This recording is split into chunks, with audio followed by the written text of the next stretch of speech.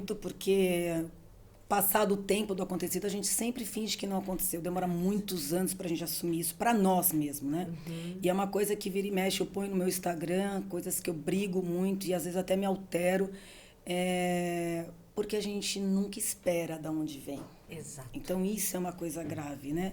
No meu caso, eu morava no Rio de Janeiro, minha mãe era separada, que na época já era eu tinha tenho uma irmã mais velha, e eu morava num prédio, tinha um zelador, gente. O zelador era muito querido comigo, cuidava, eu me sentia muito cuidada por ele. E aos 7 anos, ele entrou no elevador comigo e me molestou, né? Tirou o pênis para fora, as pessoas não costumam ver. E foi assim, foi uma coisa muito assustadora, até porque ele era muito grande. E passou, a gente finge que não aconteceu. É incrível como dá um apagão. Tem gente que fala assim, poxa, mas ela não contou antes. Eu acho que só quem passou por isso entende a gravidade do negócio. E aí, passado muitos anos, eu sempre fui... Eu comecei a perceber isso, que a sexualidade era algo muito forte para mim, né? Então, muito cedo, as pessoas vinham conversar comigo, 14, 15 anos. Quando eu falava com o namorado, eu tinha uma coisa muito forte minha, inexplicável. Eu não faço nada que eu não queira. Eu tinha uma regra minha que é nunca mais ninguém vai me obrigar a fazer algo. Mas era uma coisa involuntária, uma coisa que não era muito obrigada, não era uma coisa pensada, isso. Sim. E aí eu comecei já desde novinha as meninas perguntarem para mim como é que era, e eu fui buscar como ter prazer, como é que eu me conhecer. E aí você fala, poxa, então você está me dizendo que o abuso foi bom? Gente, não é que foi bom. Eu aprendi algo muito forte com isso, que foi lidar com a minha sexualidade e jurar para mim que nunca mais ninguém ia fazer algo que eu não quisesse. Isso foi muito bom para mim. Agora, inacreditavelmente, gente, não foi o abuso do ato que foi o grande problema para mim.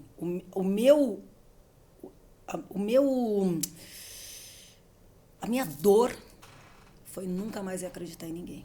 A confiança, né? A perda de confiança com uma pessoa tão próxima. Foi com o mundo. Sei. Foi com o mundo. A gente tem no meu histórico, né, o abandono de pai, tem uma série de coisas, mas ali foi um momento que eu falei, nunca mais eu confio. E hoje, com 49 anos, eu ainda tenho dificuldade com tudo que eu estudei, com todas as constelações, com todas as ayahuascas, com tudo que eu fiz. Essa foi minha mancha, essa foi a minha maior dor.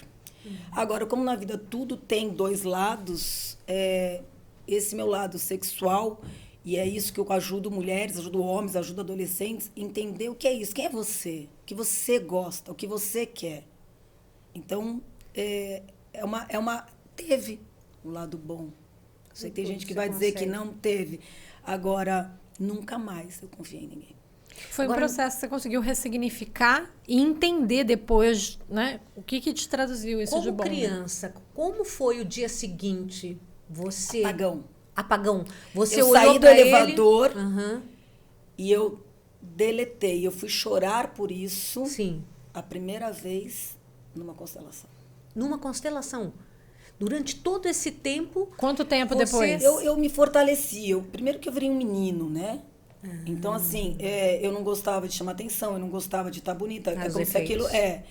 Mas... E, na verdade, também nasci desprovida de atrativo. Gente, olhe olhe quem está falando. Eu nasci... Como gente, assim? Eu fui filha das mulheres mais bonitas do Rio de Janeiro. A primeira mulher a desfilar no carro alegórico no escola de samba. A minha irmã saiu na manchete, linda, magra. E eu puxei o pai, né? O pai parecia o PC Farias, então assim, eu fui desprovida. Mas eu vou fazer uma coisa para vocês. Quando a gente nasce desprovida de tudo, de absolutamente tudo, tá, gente? Inclusive deficiências, entendeu? Intelectuais e tudo. Tem uma coisa muito boa, porque ninguém te cobra nada. Então, tudo que você faz é lucro. E tudo que você faz ajuda na tua autoestima. Olha. Então, eu muito nova, eu realmente fui. Eu nasci baixinha, gordinha, 4 olhos, cabelo pichain. Não pode falar nada disso, porque diz que é preconceito. Mas eu nasci assim mesmo. E aí eu descobri que eu tinha uma coisa, que era o sorriso. Falei, cara, eu preciso achar alguma coisa, né? Eu abri um sorrisão, eu ganhava as coisas. Então, a gente vai adquirindo e vai melhorando. Eu acho que existe... Como eu sempre digo, o lado bom e o ruim de tudo. Quando você é muito bonita, quando você tem tudo, você não vai em busca de outras coisas e nem valoriza o que você tem. Quando a gente não tem nada, qualquer coisa que você dá um degrauzinho, você fala, Olha opa, só. né? Tem um valor. Então, isso foi muito bom para mim. Agora, essa questão é muito estranha, gente, porque é um apagão que você tem. Sabe aquele assalto que você enfiaram a mão na cabeça? E aí você põe lá no fundo do baú. É uma dor tão grande que ela é inconcebível de sentir. E você não comentou com ninguém, nem família. com uma amiguinha, nada? Sua família foi saber Aguentou quando? sozinha. Por exemplo, sua mãe. Não faz muito. Na verdade, a primeira vez foi uma amiga, já era casada, e aconteceu um caso, e ela veio para mim, e eu olhei para ela, e eu já sabia, porque aí você passa a observar, né? Mas eu aí já tinha estudado. E eu falei, quando você foi abusada? Ela fez tal, ela fez, você não consegue entender. Aí foi a primeira vez que eu verbalizei, eu falei, eu consigo. E aí, quando você fala a primeira vez, dói, você tem um alívio, mas é uma dor. E aí você fala, eu tô louca, não foi. Primeira coisa, você fala assim, não foi não. Não foi. Negação, Aí você não fica, aconteceu. e depois de muitas, você fala, não, coisa na minha cabeça. Tô vitimizando, inventei isso. E aí vem, né? Aí começa a vir as imagens, começa a vir tudo numa força. E dói. Dói até hoje. Nossa. Nunca mais você ouviu? Não. Sabe de alguma coisa dele? Nada.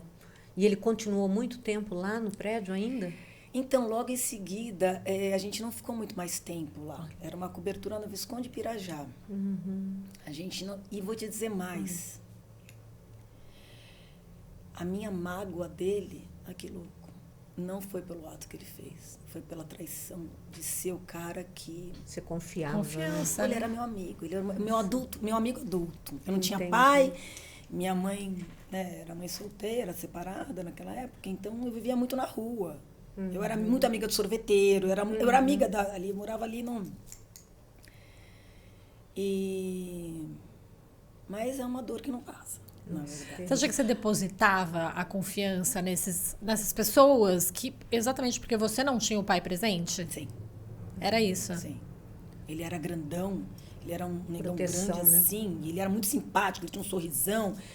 Então, exato. Você mudou alguma atitude depois disso? Assim, porque às vezes a pessoa fica mais retraída, Eu fica virei um menino. mais... Até porque minha mãe me pôs muito no lugar do meu pai, né? Eu era briguenta. E aí você começa a ver que você vai perdendo o teu lado feminino. E eu comecei... E é um assunto que ainda me traz uma agressividade, que eu sei que é em excesso, né? Então, por exemplo, teve um caso no Instagram aí que eu postei outro dia, né? De um rapaz que quer que chama ela de moça, papapá. E eu sempre bato na tecla, gente. Se hoje existe um problema, se sempre existia um problema de um abuso, você imagina a partir do momento que existe essa abertura de banheiro. Porque, ok, existe o trans, existe real, existe gay, mas existe um monte de homens que não são e vão usufruir disso para abusar. E aí?